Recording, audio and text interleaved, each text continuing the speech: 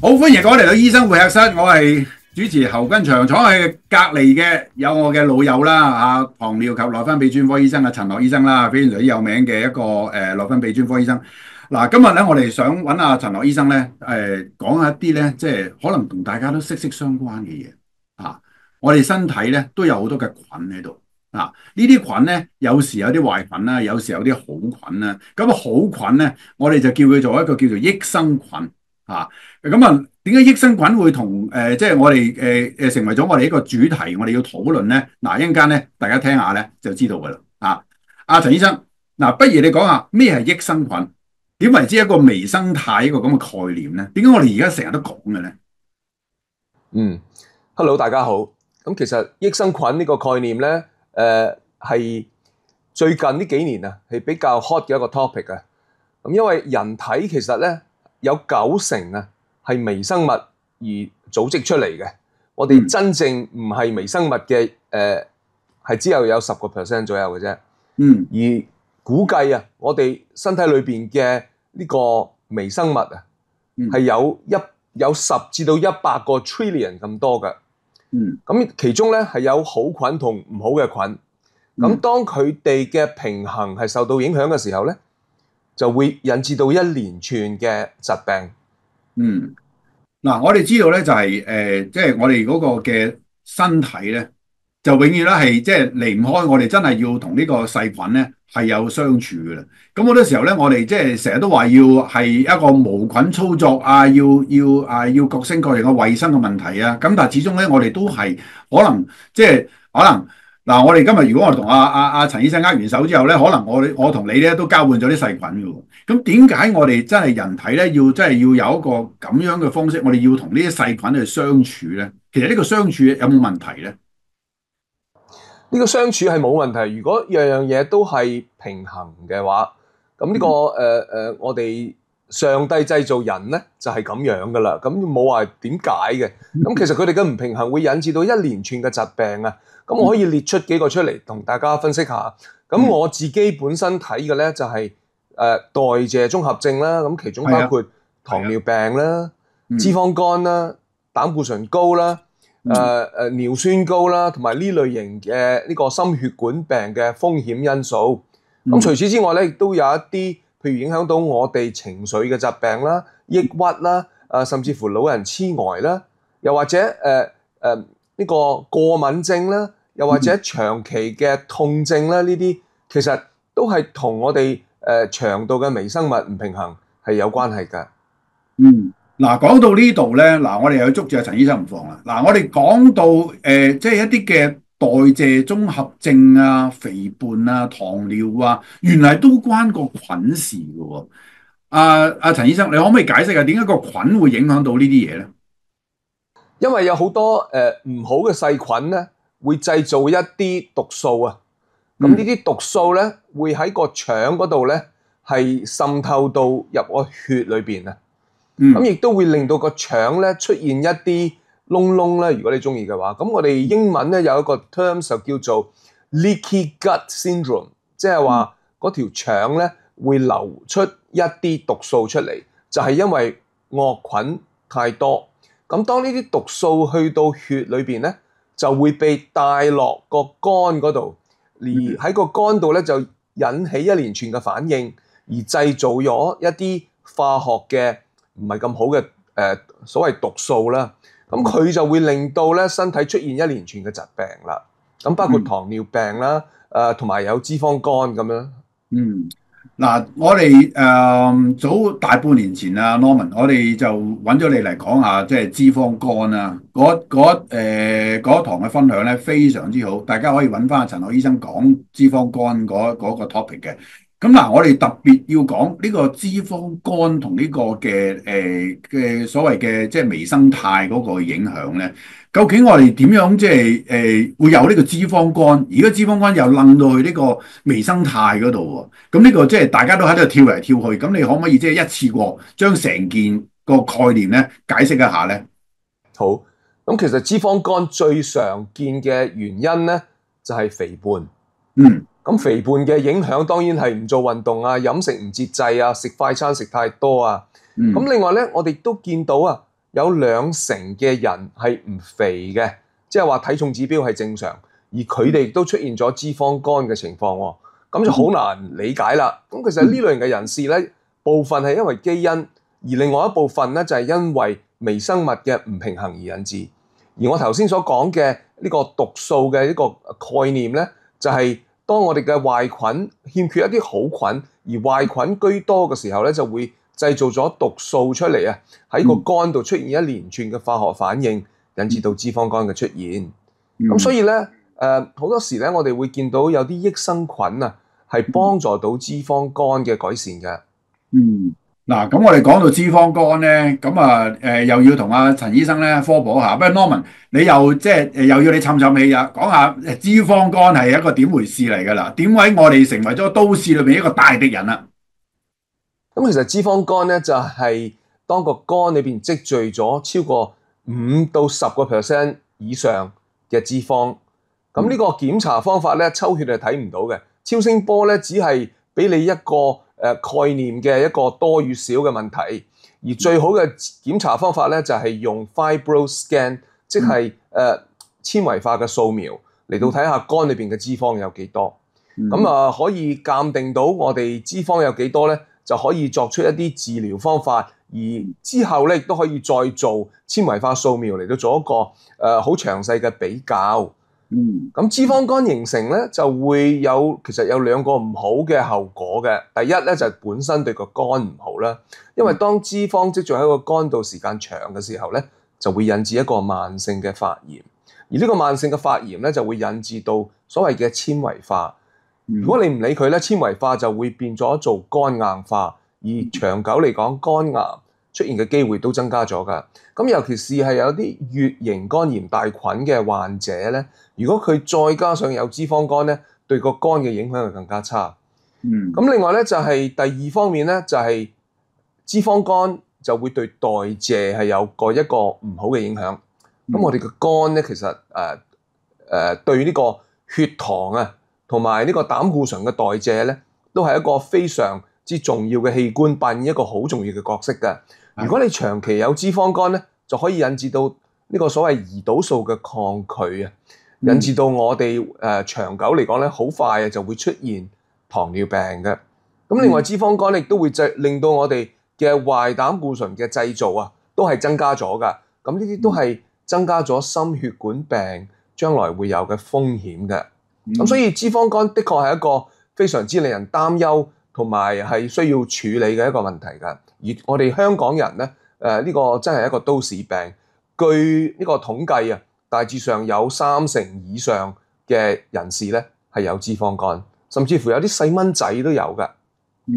所以其實我諗呢個係一個即係大家要真係要不能夠忽視嘅一個問題啦。咁即係如果我哋以前未有一啲咁嘅量化嘅嗰啲纖維儀器去化驗，究竟你有冇一個嘅脂肪肝嘅時候，可能淨係講一啲就話，你有脂肪肝喎，你注意揾食啦，你做下運動啦，咁你唔好食咁多肥膩嘢啦，希望你個脂肪肝可以改變啦。但係你如果係即係我哋咁樣講嘅時候，佢個脂肪肝會點樣改善法咧？阿陳醫生？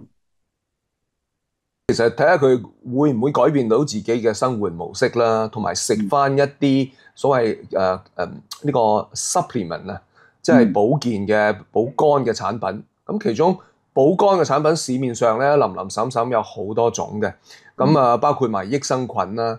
咁其實我覺得要用一啲好強嘅抗氧劑啊，先至可以真正係幫助到脂肪肝嘅改善。當然啦，生活方式都要有啲改善啦，食少啲肥膩嘢啊、澱粉質啊，飲少啲酒啊，同埋做多啲帶氧運動，呢啲都係會幫助到脂肪肝嘅。而 supplement 當中咧，其中我覺得蝦紅素嘅嗰個抗氧成分係特別強嘅，而我哋好多時都會俾一啲嚴重脂肪肝嘅患者咧一啲蝦紅素，連同維他命 E 一齊用嘅。咁另外值得一提嘅咧，就係頭先講到脂肪肝可以影響到糖尿病啦，可以引致到糖尿病啦。當糖尿病出現嘅時候咧，咁其實我哋嘅嗰啲患者好多時都要食翻啲糖尿藥啊。咁值得一提嘅咧，其實所有嘅糖尿藥啊，都可以影響到我哋腸道嘅微生物嘅動態嘅噃。咁其實如果係用咗一啲唔係好適當嘅藥物咧，可能會減少一啲好菌嘅。咁呢啲咧其實都需要比較深入啲嘅科學研究啊，嚟到話俾我哋聽，其實將來咧會唔會有啲 AI 嘅 system 幫我哋分析到一個二型糖尿病嘅病人，聽落就好似好簡單，但其實就真係好複雜嘅，因為每個人嘅腸道嘅微生物平衡咧都係相當之唔同啊，咁亦都會影響到佢對藥物嘅反應㗎。咁所以咧呢啲咁樣嘅科學咧，我哋有待將來嘅發展嚟到話俾我哋聽，會係即係嗰個進度會係點樣，同埋我哋點樣可以用一啲特別嘅組合唔同嘅藥物咧，先至對嗰個二型糖尿病患者係最好嘅幫助㗎。所以其實脂肪肝喺即係以前嚟講咧，係一個真係可唔可以叫做即係如果冇呢啲咁嘅有效嘅治療嘅時候，可唔可以叫做即係一個好難治嘅接近不治之症嘅咧？阿 Norman，我諗係多數人咧就唔係好 aware，即係唔係好知道自己有呢個情況，亦都唔係好知道有咗咁嘅點咧，我哋身邊個個人都有㗎啦。對我哋有啲咩嚴重嘅影響咧？其實呢樣嘢就唔係太清楚。但係隨住時間咧，喺呢對上15年裏邊咧，我哋嘅數據係越嚟越多㗎啦。甚至乎依家有一啲國際協會嘅指引，話俾我哋聽應該點樣去提早發現脂肪肝同埋點樣去處理㗎。嗱，我好中意啊！頭先阿 Norman 咧，陳樂醫生咧就講咗話，佢透過呢個纖維儀咧，可以量化到嗰個嘅脂肪肝嗰個情況啦。咁啊，通常咧就即係我知道阿陳醫生做好多呢方面嗰啲脂肪肝嗰啲嘅檢測啊研究嘅。咁通常咧就有兩個數字咧，你不如可唔可以解釋一下？呢個叫 CAP score 啊，另外一個叫 E score。咁如果睇到啲數字係代表住啲乜嘢咧？咁其實個 CAP score 咧就係英文咧叫做 Continuous Attenuation Parameter（CAP）。咁其實佢咧就反映到我哋脂肪嘅積聚係有幾多。咁正常嘅人咧積聚咧脂肪係唔會超過10%嘅。咁個 CAP score 咧就等於大概係248分左右啦。咁當呢個分數越高咧，即係反映到我哋脂肪喺個肝裏邊咧就越嚟越多啦。咁所以咧呢個數字咧係非常之重要㗎。咁另外一個分數咧就係叫做 E score。咁其實佢係睇我哋肝嘅 stiffness 啊，即係個硬度有幾嚴重。咁正常嘅肝嘅硬度咧就應該低過5.8分嘅。咁如果超過5.8分咧，當然呢個分數越高嘅時候咧，即係話個肝就越多纖維就會越硬，而超過9.6分以上嗰啲咧，其實都會算係有啲所謂嘅肝硬化。肝硬化係嗱，我知道陳醫生佢手頭上佢有一個好大嘅數據庫，就係即係全香港嘅病人咧，咁啊有啲係即係低嘅 CAP score，因為佢可以量化咗啊嘛，可以量化咗呢啲咁嘅病人。嗱，你可唔可以話俾所有嘅呢個觀眾聽咧？喺你手頭上咧嚟做呢個咁嘅呢個脂肪肝嘅檢查，有幾多係屬於冇？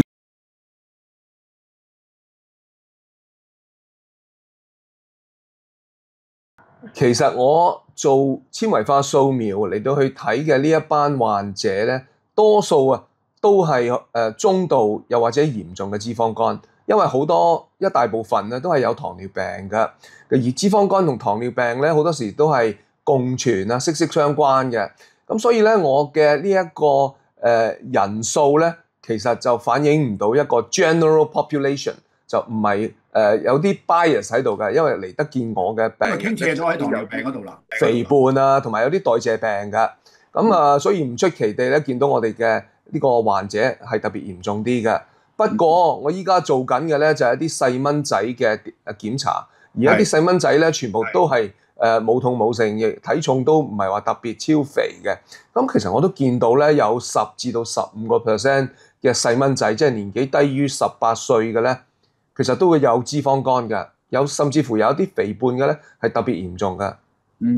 所以其實我哋之前我哋亦都有另外一啲講者都分享咗，就係其實大流行之後咧，雖然大流行離開我哋3年啦，但係我哋發覺咧，原來3年咧，我哋啲小朋友嘅體重咧係未復常嘅喎，係咁樣嘅喎，一路咧係嗰個體重嘅嗰個比例咧個 percentile 咧係一路咁係向上攀升，即係話肥胖嘅比例咧係越嚟越多嘅。我諗即係大家即係作為家長嘅話，大家都要錫下自己嘅小朋友，留意一下佢個體重問題啊，有冇健康生活啊，有冇做運動啊。當然，即係如果佢係即係有咁嘅因素嘅話咧，特別要留意咧，就好似陳醫生講嘅，小朋友10至15%，其實都有脂肪肝嘅問題，咁可以大家可以喺呢方面咧可以多啲留意啦。咁嗱，去翻益生菌啦，益生菌點樣幫助改善呢個脂肪肝咧？有冇用嘅咧？其實？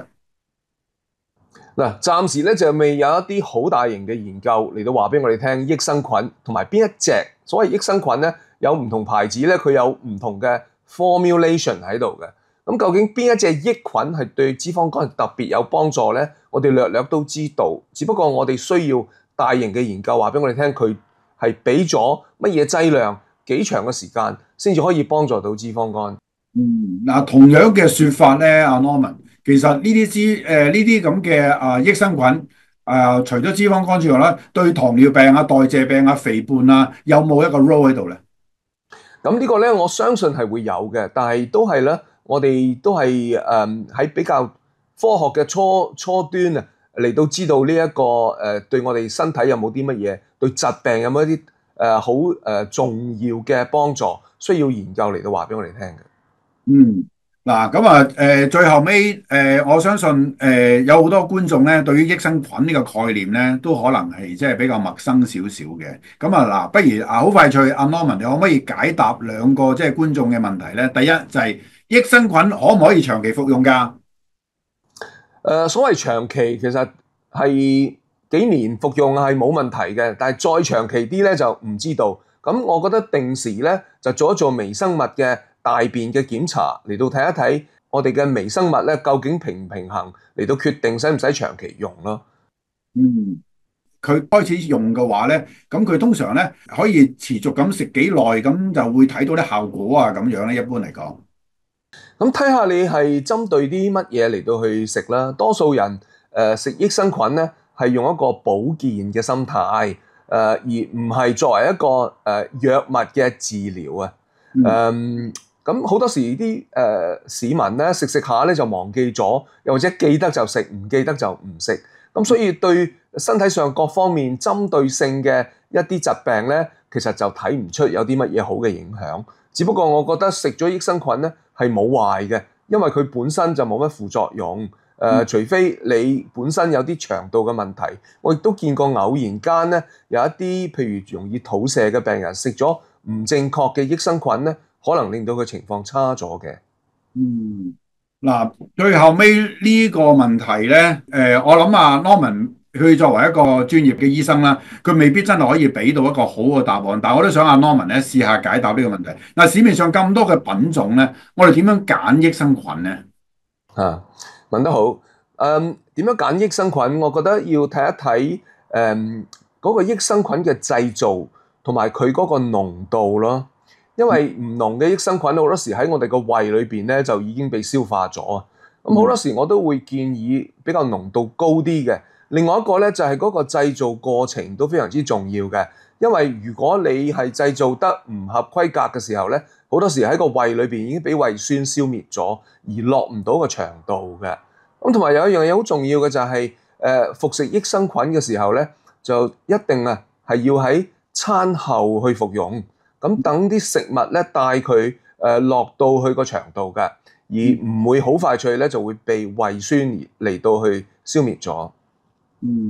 好，今日就好多謝內分泌及糖尿科專科醫生陳凱醫生同我哋咁詳細嘅分享，講咗益生菌啦，亦都講翻少少脂肪肝啦，更加多嘅就係喺個益生菌咧日常嘅使用方面咧，大家可以點樣選擇嘅。